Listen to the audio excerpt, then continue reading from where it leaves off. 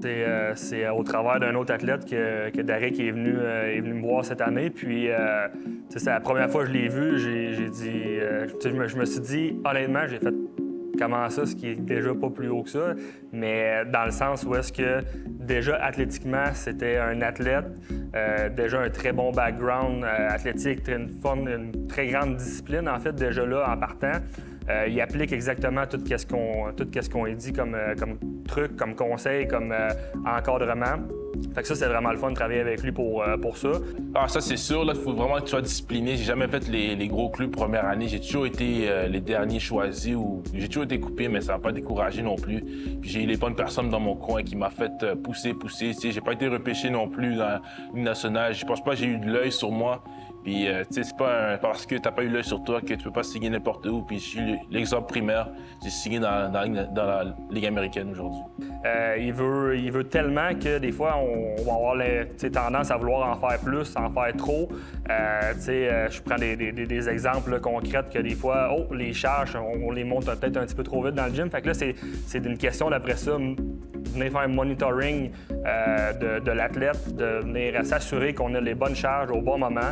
Fait que c'est pour ça qu'on utilise, entre autres, de l'équipement qui mesure la vitesse, la vélocité des barres, des mouvements, pour nous permettre de savoir est-ce qu'on est vraiment dans les bonnes zones d'entraînement, avec les bonnes charges pour travailler les bonnes choses. T'sais, si on veut travailler son explosion, sa vitesse, bien, c'est important de venir travailler à certaines zones précises de vitesse de mouvement et non juste penser au poids. Fait que, tout dépendamment, des fois, les athlètes professionnels ou même les plus jeunes vont vouloir monter les charges, monter le poids rapidement parce que c'est le même que dans le monde conventionnel, l'entraînement, on progresse avec les charges qui montent, mais en réalité, on sort peut-être des zones qu'on veut réellement travailler. Donc ça, c'est important de prendre tout ça en considération. L'autre place où je suis allé, c'est vraiment l'encadrement.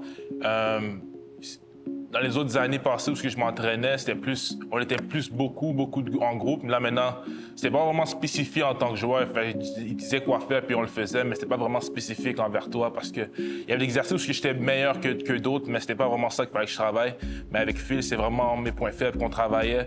Puis comme au début, je disais avec Phil, parce qu'avec Phil, c'est différent parce que on continue une semaine de programme pendant 3 semaines. Puis, on dit la deuxième semaine, je dis au Phil, est-ce qu'on a déjà fait cet exercice-là la semaine passée? Il m'a dit oui.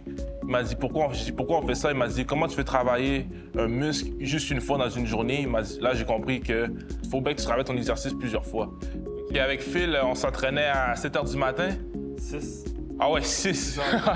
6 du matin.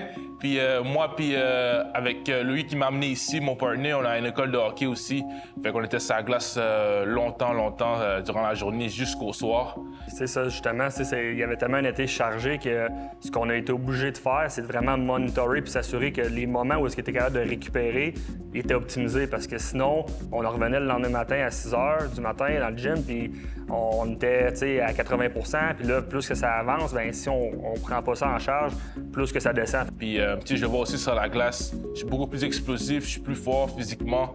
Avec les gars que je pratique sur la glace durant l'été, j'étais capable de vraiment dominer dans les coins, puis c'est ma spécialité dans la saison. C'est sûr que quand je vois, mettons, mes athlètes passer d'un échelon ou d'un niveau à un autre, puis se rendre professionnel, puis continuer à monter à ces niveaux-là, bien, c'est sûr que j'en prends pas le crédit parce que c'est pas moi qui fais le travail au day-to-day dans le gym. Puis c'est vraiment, c'est plus un peu de montrer que l'encadrement que j'offre fonctionne, puis donne vraiment des résultats concrets aux athlètes.